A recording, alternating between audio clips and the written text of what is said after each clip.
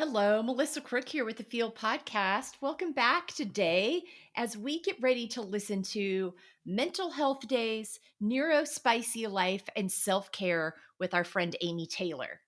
The ways to engage with today's episode are to think about the following. Take a mental health day. It's a challenge and a privilege to take time off of work when you need it the most. But if you're able, take a day off to replenish and nourish your body the way it deserves to be. We hope this is something you can partake in. And even if you can't do a full day, can you find time or minutes or a few hours in a day? This is such an important piece to make sure we're addressing and filling our cups when it comes to our mental health. So we hope gives you something to think about and something to engage with throughout your week. And as you listen to this episode today with our good friend, Amy Taylor, thanks so much for being with us. Hello, Field Podcast audience. We are back this week, and I am so happy to have this guest with me. She and I met through our good friends at Podmatch. I've had a chance to guest with her, and now she's getting an opportunity to come here and be a guest with me. So yes, she does have a podcast too. We'll talk more about that as we get into this conversation. But Amy Taylor is here with me today, and she describes herself as loyal, loving, kind, generous, family-oriented, progressive, open-minded, and self-aware.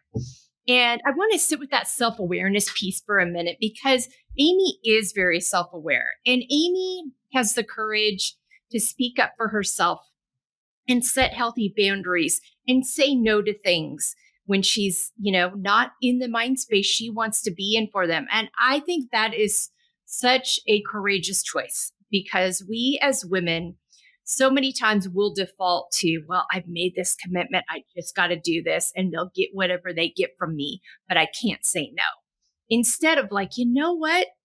I am not feeling like my best self today. These other things have come up. It's going to be better for me and this appointment, this person, this interaction, if I ask if we can wait. And I am always willing to be like, yes, yes, and yes, and more of us should do that. And it gives me the courage to do it as well. So I wanted to say that up front for welcoming you, Amy, to the Feel Podcast. Oh, thank you, Melissa. I'm really happy to be here. Thank you for that nice introduction. Absolutely. And I think, we're going to get into the talking points here, but we talk about all the time on the Feel Podcast. You hear me say this all the time, people that have been here with me for a while, that we have to take stigmas off of these areas and impacts in our life that affect our ability to embrace our layers, that affect our ability to feel. The name of this podcast, Finding Empowerment, Embracing Layers.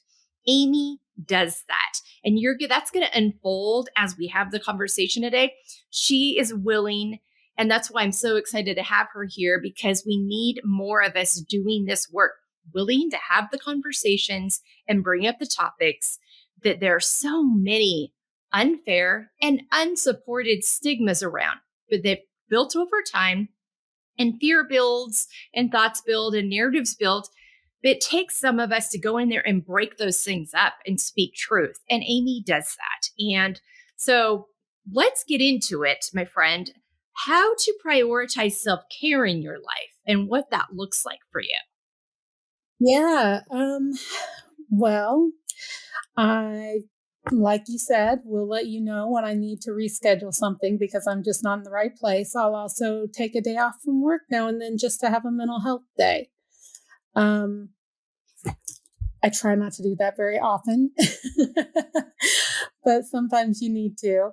I also just make sure sometimes I get a nice long hot shower and I stay in there extra long and just like let it flow over me and just relax with the heat. You know what I mean? Yeah, I do, and I'm glad you said that.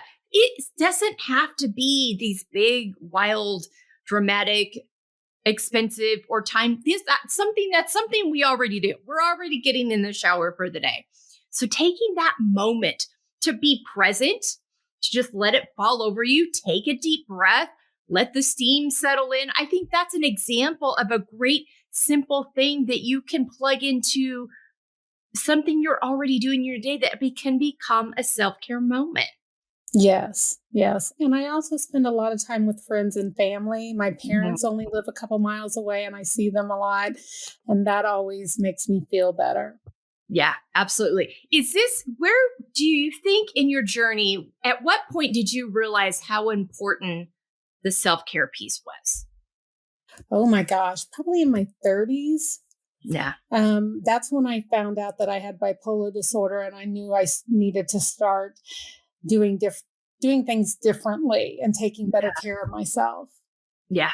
Yeah. It's nothing, I think that's another thing too that's interesting. So many times as women, and I think the 30s is a big wake up call, like decade for all of us in so many ways. We've finally kind of grown into our bodies. Our brains have stopped developing. We've moved into life. We've been settled in, and all things start unfolding, and we start make realizations start coming to the surface. And then we start realizing that maybe we need to flip some scripts of how we've been walking things out because it's not serving us, but also coming to grips with things that are difficult in our health journey that we've got to I've got to rethink how I approach my life. And, Right. bipolar is one of those things that has a lot of stigmas around it. And there's a lot of inaccurate information and misunderstanding out there about that. So being even willing to say that and talk about it and know, I need to just care for myself differently in a way that's going to attend to this. And also, not be afraid to say it. And I think that's something where we have moved down the road in. We're getting better at our Ferris, my friend Paris, my Ferris, my friend Paris, my friend Paris Prinkovitz, now Paris Scobie, has been on with us a couple of times talking about her journey. She has the Live Well Bipolar Yeah. brand that she has a book and she has courses. She's done a podcast in the past. So we're starting to hear more conversations about it. But that self-care piece and knowing but also too, I think we as women, it's a lesson in we don't have to wait until we hit a wall or get a diagnosis to take care of ourselves. But all of us that I know that do, it's a wake up call. And we all of a sudden we become activist of sorts. We want people to know that this happens and there's a way to walk this out in a healthy way and you can do it and it's possible. And it seems like once you know, you just can't hold it in. You want to share it with other people. Right. Well, when I was 30, I didn't want to tell anybody. I was very secretive. I actually had another wake up call. I got thyroid cancer a couple years ago. And so I was in my early 50s. I still am. And that's when that happened. And I thought, you know what? I'm going to live life out loud. I'm going to do what I want to do. And I thought I've always wanted to either write a book or start a podcast on mental health. And I thought, you know what? I'm going to do it. I don't care what anybody thinks. I want everybody to know. And I Yeah. did it. Yeah. Thank you for sharing that because I think that is not unlike journeys that a lot of us go down. I have dealt with anxiety quietly for years. And it wasn't until probably 5 years ago that the realization my husband's like, honey, this is a real thing. And it's time to really dig into this and get to the root of it and get the help that you and support that you need. And it's okay to do that. It's time. It's past time. And so I know what you mean. You kind of get to a point where you're like, no, I do not care anymore. I'm not going to live my life feeling like there's spaces and places I can't talk about it. It doesn't mean I love Yeah. all the spaces and places, but I'm not going to live where parts of my life are over here in a secret and parts of my life we don't talk about. I'm going to live life wide open. And it's going to also, and I think you've seen this too, it's going to be an invitation to others to do the same. And people are Oh, going yeah. to see that and be like, wait a minute. I can be honest about this too. It creates space for more of us to be honest about, what it is we're actually dealing with. And to not feel alone. You Yeah. finally realize, oh my gosh, it's not just me that's going through this. There are so many others. Yeah, absolutely. Yeah. 100%. Thank you so much. All right. Talk to me about confidently setting boundaries, healthy boundaries in your life. boundaries around your time. You seem like you've got a really good grasp on that now, but talk to me about your journey with that and how that's evolved, because you're a busy person. You've got a lot of I things going on.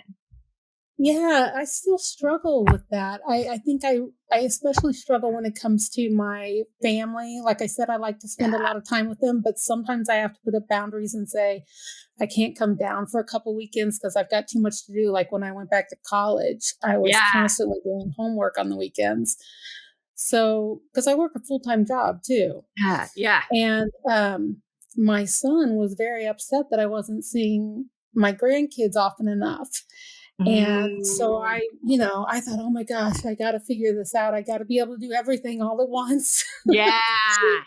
I even, said I'd babysit and went down there and took my homework down there. Like I'm going to be able to do homework with 3 little kids running around. You're kidding. No one wins in that one. Right. But I finally sat down with my son and said, you know what? I'm sorry. I'm being the best grandma I can be. I love them. You know, I love them. I'm Yeah. going to see them as much as I can. But Yeah. sometimes I have other things to do. Yeah. Yeah. I think that's so important. I'm so glad you brought that up, because I think that can be a really tricky balance for us and managing having adult children and then grandkids. It's like I still have to find time to care for me. I still have a life of my own identity outside these roles that I love, but I have to Right. find space to do those things for me that fill my cup, that make me feel refreshed and whole, so that when I am with you, I'm present, I'm focused, I'm here, and I'm not feeling divided. So thank you for sharing that, because I think that's something that a lot of women our age experience in these different transitions, in new transitions, and managing other people's expectations, which we'll get into, versus our own, which we'll get into down the road. But talk to me next Yeah. about, yeah, because that's a big one. We'll get back to that. Hold that thought. Talk to me about taking care of your emotional health, mental health, physical health. All these things are connected and intertwined. Talk to me about your practices that really help you in those areas. Well, sleep is a big, big, big thing. I have to go Mhm. to sleep at least by 10 o'clock Yep. and sleep till like 7. I mean, I get a lot of sleep. Um, and I'll still want to take a nap the next day. But I need that. If I don't have that sleep with the bipolar disorder, I will either get manic because I'm not Uh, sleeping, or I will become depressed and want to sleep all the time. I have to be very careful. yeah. Yeah. And I do things like I have a daughter here with me, so she's 14, so I still have a young one too. Oh my gosh. And so I, try to get her to go out and do things with me and get her out of the house so she's doing some self-care because she's a homebody. Mhm. And I don't know, it's hard. You got to find that little space where you can do certain things. So I don't go as walking as much as I should, but I do that. Mhm. Um, But just trying to be careful not to eat sugar all day long because that doesn't help me, but I Yeah. would if I could. I know. Wouldn't we all? Oh my gosh. I think that's a lot of our Achilles heels. I can relate to that. Yeah. It's really the normal things that everybody does. I just have to be more particular that I get them done. It's more important because I can fall far if I Yeah. don't stay on that track. Yeah. I think that's a great example of how our bodies and have the chemical reactions and the different things that can throw us off when we're dealing with certain health, challenges or health, diagnoses, that we have to be really mindful of those impacts. It's not just an impact that someone that doesn't deal with bipolar or would not deal with. It's something very specific that if I do too much, for me, it's caffeine. If I do too much caffeine, the anxiety is just boom, it's off and running. Instead of starting down here Oh, at level, yeah. I'm starting up here and moving upward. That impacts my blood Oh, yeah. pressure. I can feel the shaking if I do that. Oh my gosh, my chest tightens up. Like there's just so many things. So I think it's that just those mindful connections and sleep. Oh my gosh. Sleep is, and I've become acutely aware the sleep issue, because I was a champion sleeper for most of my life until about 3 years ago. And it started becoming an issue. And boy, sleep, just that basic narrative of sleep impacts so many parts of our health. As you get older, sleep becomes a serious, like, hard thing to get done sometimes. Like, I have trouble falling asleep. I wake up several times during the night. So I actually have a prescription and take prescription meds for that, because otherwise I just don't sleep, and Yeah. I do become manic. Yeah. I mean, and I think that's something we have to be really mindful of. I'm going to a sleep specialist in about 6 weeks because Oh, it's okay.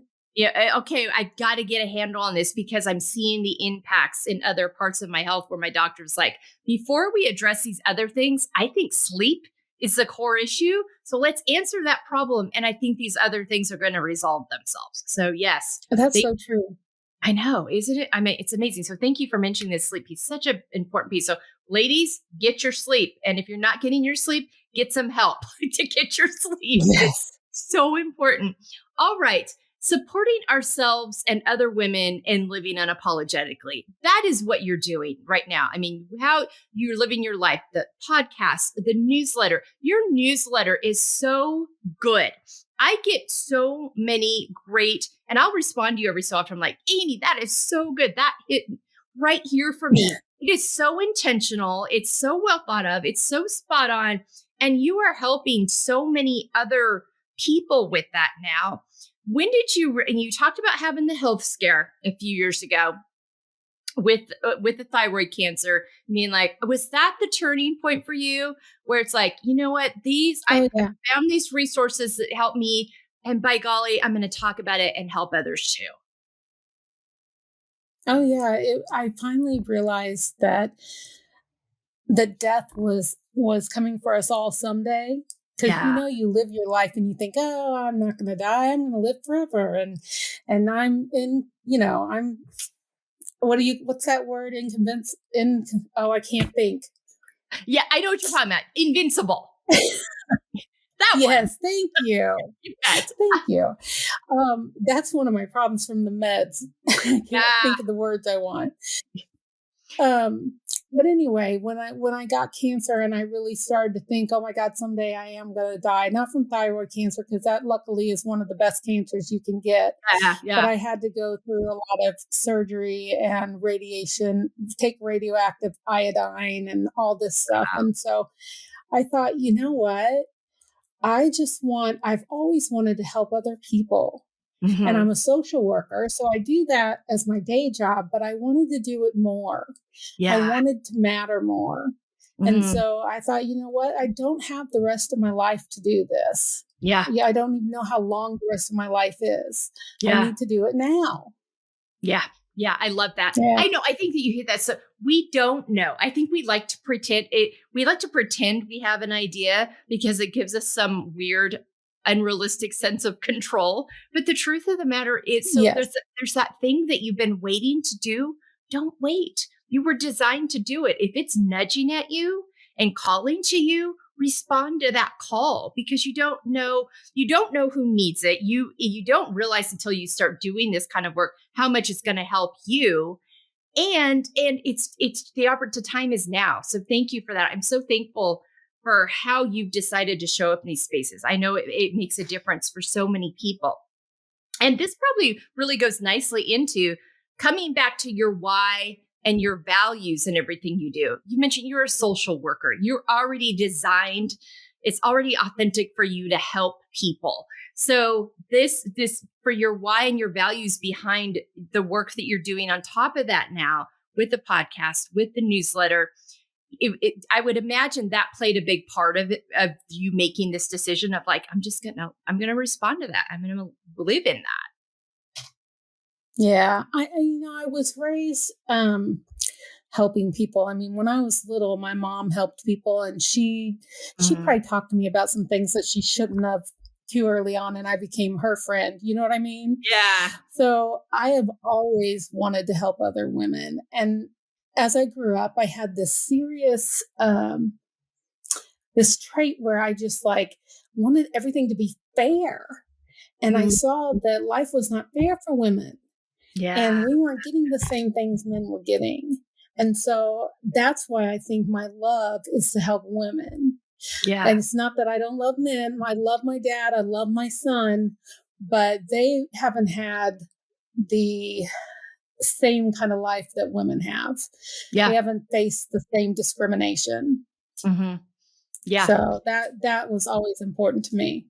Yeah. I think it's just, it comes back to that scenario of you, there's just men cannot understand what it's like to walk in women's shoes, and women can't understand what it's like to walk in men's shoes. Right. It goes both ways. But so many times, because of the way the narratives have been set up, men have been given first opportunities to speak about things. It's like, you don't know anything about that. You don't have any idea what it is like to live in that or walk that out. And you can't.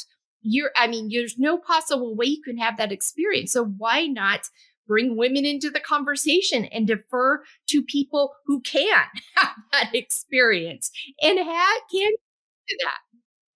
Yeah, that's like in the medical arena. We're just now in 2025 starting to, the last few years, starting to investigate how women react to different medications and how their bodies react to different medical situations. We haven't known because we've only studied men. Yeah. And Yeah. I'm just aghast that when I found out that we hadn't studied women, that all of a sudden we're going, oh, I wonder how the menstrual cycle affects this, or, you know, we just haven't asked. Yeah.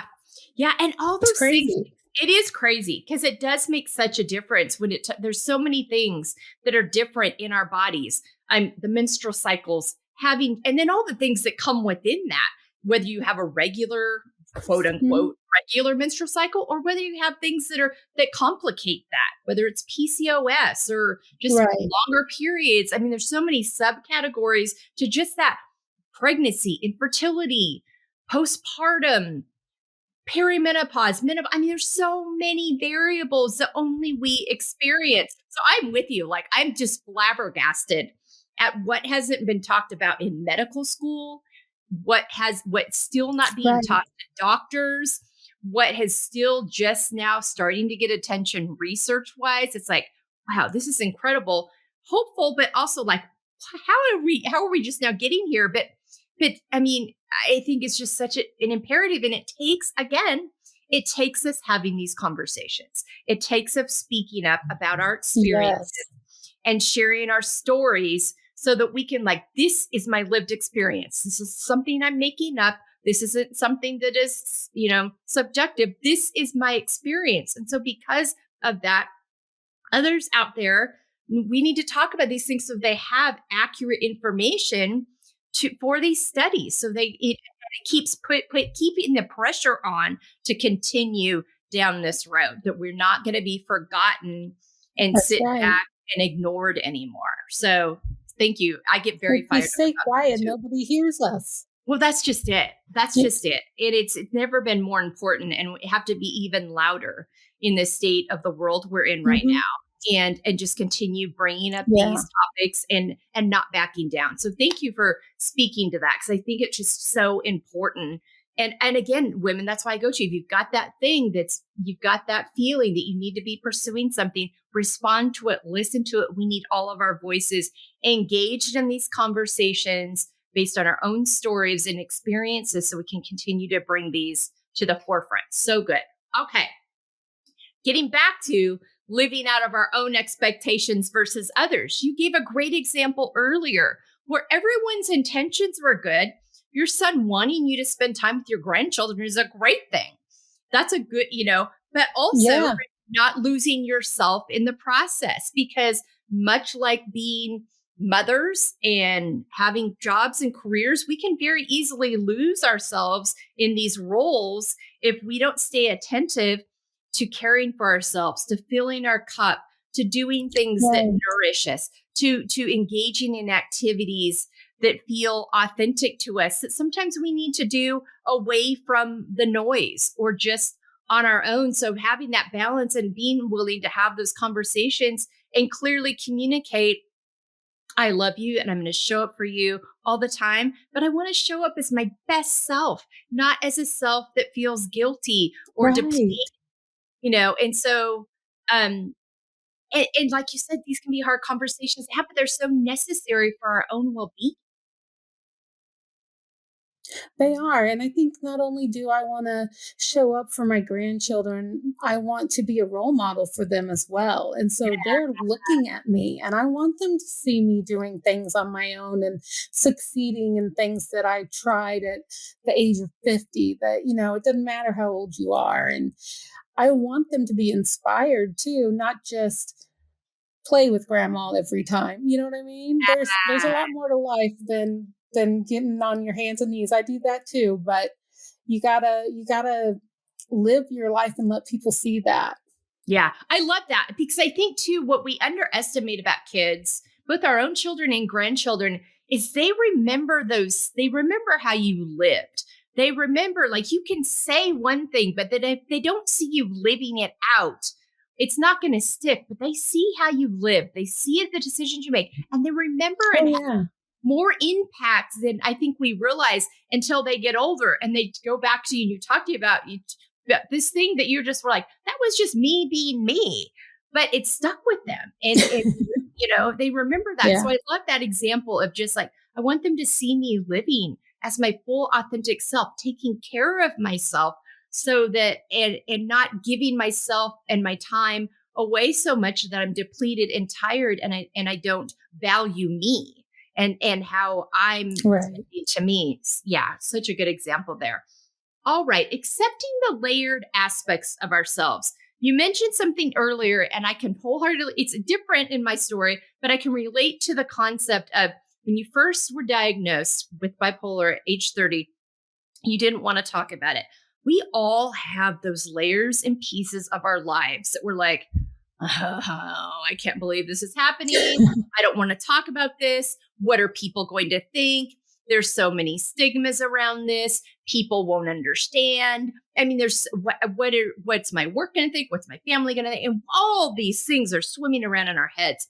And we treat thoughts like truth rather than dissecting, which of these thoughts is actually true versus which of these thoughts is just narratives and fear and anxiousness that I need to dismantle and disregard and not tend to.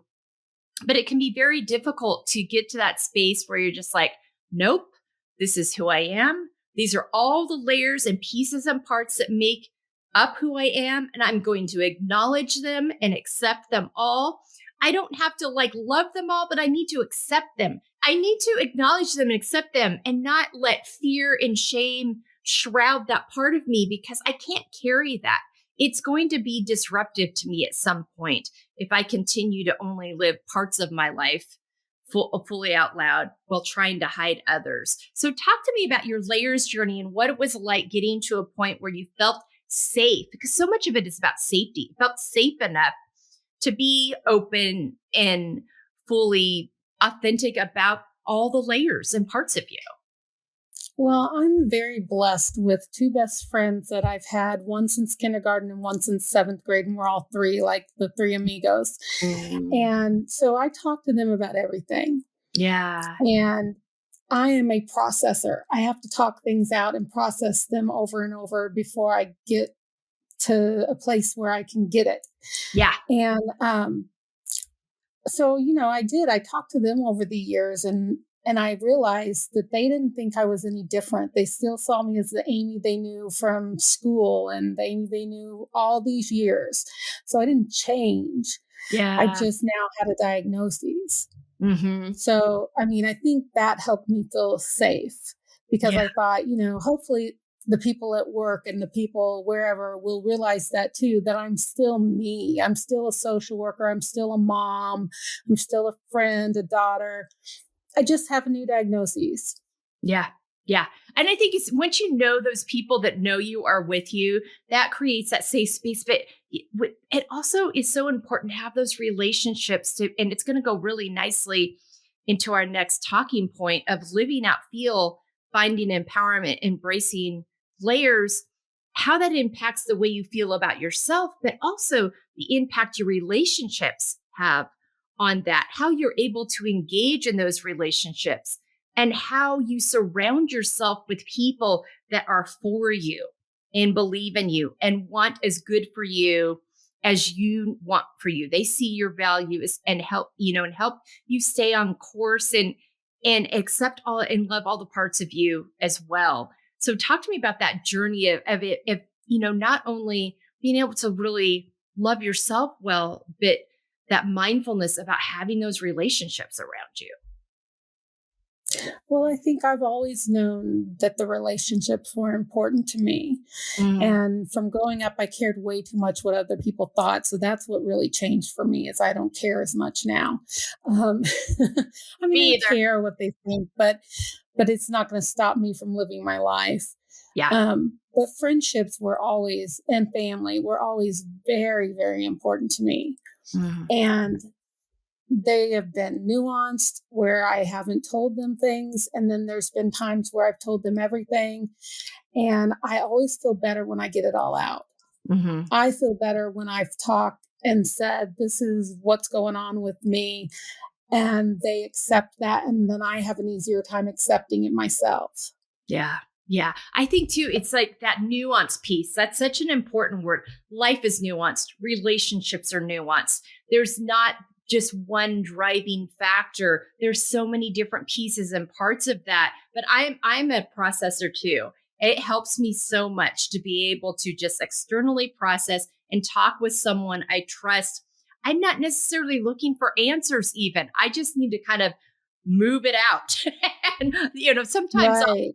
sometimes I went through a period of time where I did, instead of writing my journal, I did like voice journaling where I recorded it because I had Oh, so much going on. I just needed to, it helped me more. I had it helped my mental health more just to get it out, and my emotional health, it settled me right. more than writing. I don't have to do that all the time. There was a period of time. So I completely relate to that, but also having those friends that have been with you for years, that know you inside and out, that you trust intrinsically with it. I have a few of those myself, and they're such a blessing. Um, and it's so important to remember that we're worthy of having those. So thank you for sharing that. And I think it's, I think too, it's that ability to know and just be intuitive about. But I think we all also, so many of us as women go through that series. And I think for me, it's just been time and experience and feeling, you know, safer opening up, where you just, what other people think just doesn't have that same impact anymore. You've got enough life and experience behind you to know, you know what, it's not worth the energy, not going to, change things drastically in the long haul. And I'm expending time and energy that I could be giving to other much more enjoyable, profitable, resourceful, things that, Yes. than that Yes. energy. When did you get there? Because I understand that transition too. Um, Probably in my 40s to 50s because I really started reading a lot of spiritual and self-help books Mm, and learning a lot about the ego and how it lies to you and how your brain lies to you. Everything you think in there is not real. It's yeah. sometimes telling you things to get you to act a certain way or well because your body wants you to stay status quo. It Yes. wants you to never challenge anything, never make it uncomfortable. Yep. And you don't move anywhere if you do that. You never evolve. Yeah. So, just reading a ton and ton of reading and spiritual practices, I think that made a huge difference for me. Yeah. I'm so glad you brought up that comfort piece. Our nervous system, and I learned this in therapy a few years ago. Our nervous system will treat something, a new practice. Like, for instance, for me, it's like, okay, this hypervigilant state I'm living in is not serving me anymore. It had a time and a purpose when I was much younger, but you're not serving me anymore. So we need to excuse you, thank you for your time, and move forward. So when you start moving into practices to disrupt that and change that pattern, your nervous system is very disjointed by that. And so I think sometimes we mistake that disjointedness for, oh gosh, I shouldn't do that. that my nervous system's really disrupted. So I better not do that. And we choose that comfort over, no, your system's got it. You've been doing X, Y, you've been conducting yourself in this way for 40 years. So yes, she's a little disrupted right now because that's not how she's used to you showing up. But trust the process, stay with it, and over time, she will adjust. And comfort, I had really had to learn to be, I talk about this all the time, being curious rather than judgmental. But comfort and curiosity cannot run together. Comfort is the antithesis. Comfort does not want you to be curious, and curiosity doesn't want you Right. to stay comfortable. So when I started Right. I choosing, never thought of that.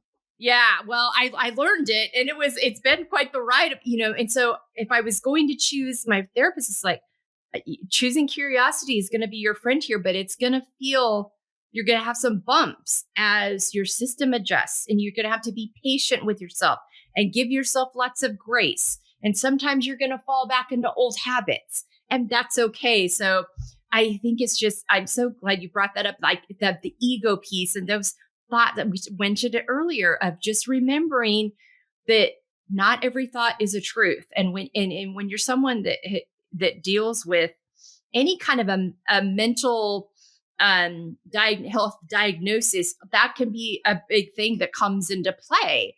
And so that's it was a reality check for me too. It's like, whoa, wait a minute. Not all my thoughts are truth. I never sat with that before.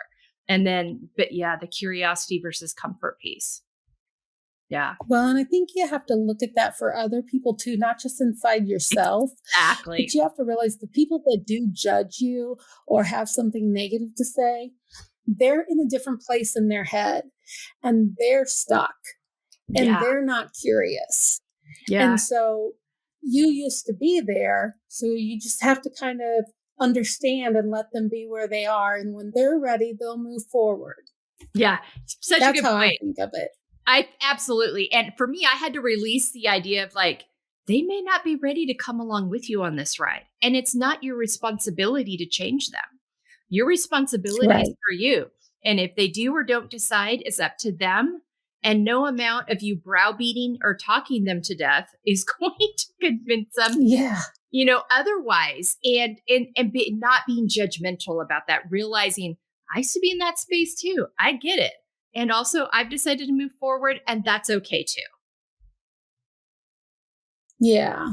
Yeah. I think that it's hard when you've had maybe a friend for a long time and they're not moving forward with you. To let them go if you need to is very difficult. Yeah. But sometimes that's what you have to do. Yeah. No, that's a great. Yeah. I mean, there are people, and we've talked about this before too.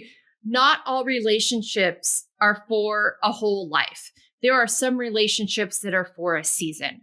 And that doesn't mean anybody did anything wrong or bad, so thank you for bringing that up, because I think that's something that we need to be reminded of. I know I do at times. It's like, it's okay. Right? I've had some very close friends that I bonded with super fast. Yeah. And because of something we've been through, like I had bariatric surgery and had a friend who had it too at the same time. And we just connected. And for like the first year, we were like always talking and just figuring out, are you going through this? Yeah, I'm going through this. And I couldn't have made it without her. Yeah. But I haven't talked to her in years. Mm-hmm. I tell her happy birthday on her birthday now, but we just went in different directions. Yeah. But I will always be thankful for what she did give me during that time. And I hope she is for what I gave her, Yeah, that's a great example of that. Yes. Oh my gosh. So good. Thank you so much. All right. We are down to the rapid fire. Name 5 activities that nourish you. Reading. And it's probably the same, but listening to audiobooks, I like to do that too. And spending time with my family and friends. There's nothing better than getting coffee with my 2 best friends. We even do it we call it the awful waffle, the Waffle House. I love that so much, but it's where we've gone, and by gosh, we're gonna keep going there. Exactly. We've done it since we were teenagers. Oh my gosh. And so, let's see, we said books, audiobooks, friends and family. What else? Music. I've always been a Mm. big lover of music. I think that if you're feeling down, nothing can change you around like a good song. It just, Yeah. oh, it Yeah. just I'm the does it same for way. me. Yeah. I Yeah. can relate to that. Um, is that 5? Am I That's on 5. 4? Yep. I think That's that's 5. 5. All right. All right. 5 words on how you want to feel the next 6 months. I want to feel energized by what I'm doing. Mm. I want to feel love. Mm. Um, I want to feel purpose. Mm. And I want to feel, I want to feel dedicated, like it's enough that matters enough that I'd be dedicated to it. Mm. And I want to feel like what I'm doing matters. I guess that's the same as purpose, but I want to make sure that it's affecting other people, that I'm helping other people. Yeah. Yeah. That impact piece. Yeah. I love that. All right. Amy, tell people where they can find you, follow you, your podcast, your newsletter, all those things. And Okay, this will great. also be on our resources page on our website, embracinglayers.com. Don't worry, people. If you're driving down the road, don't need to pull over, but we'll give you a chance to share right now as well. Great. Thanks, Melissa. You can find me. I have a newsletter called Advancing with Amy, and that'll tell you about all my podcasts too. And you can find that on